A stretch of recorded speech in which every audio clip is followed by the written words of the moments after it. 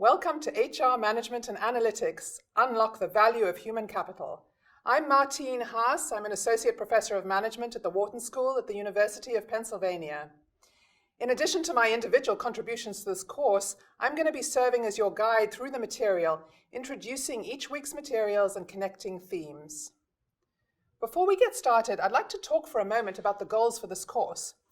Our aim is not to make you an expert in HR management and analytics, but instead to introduce you to different frameworks for examining human performance and the modern workplace, so that you can improve how you evaluate performance and make workforce decisions in your own role.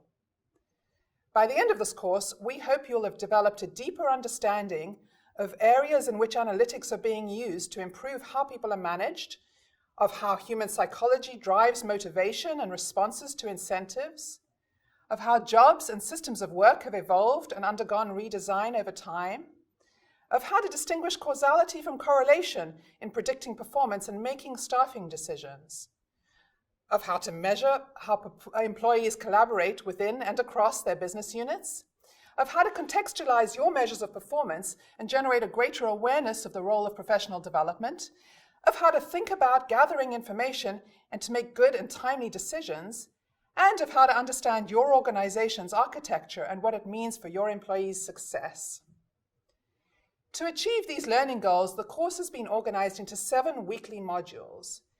In the first module, Professor Kate Massey introduces learners to people analytics as it's applied in practice, demonstrating the challenges of sorting noisy data and distinguishing skill versus luck in performance evaluation. In the second module, Professor Peter Capelli discusses motivation and reward systems, particularly as they pertain to hiring and the performance appraisal process. You'll learn how poorly designed incentives can lead to unintended consequences, and how performance appraisals are currently undergoing a redesign in many leading organizations. In Module 3, Peter Capelli provides an overview of the history of job design and a few case examples of how jobs can be designed to bring a competitive advantage. In Module 4, Professor Matthew Bidwell introduces some of the statistical problems at hand in predicting performance and attrition, with a focus on implications for staffing decisions. Some questions at hand are: how can we assign causality to certain outcomes? How helpful are algorithms to questions of staffing? In Module 5, I'll introduce learners to an emerging field within people analytics, which is the study of collaboration networks, or how we can learn about how work gets done in our organizations by examining the ways people communicate with each other. We'll discuss how to effectively evaluate, measure, and intervene in collaboration networks.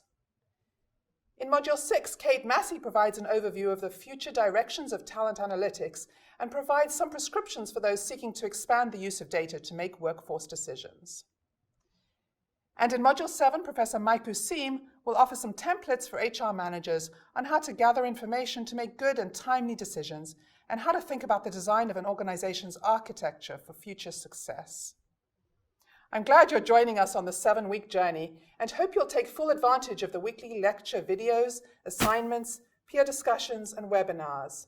We're excited to bring more people into the discussion of HR management and analytics, and look forward to seeing what you'll bring to its growth.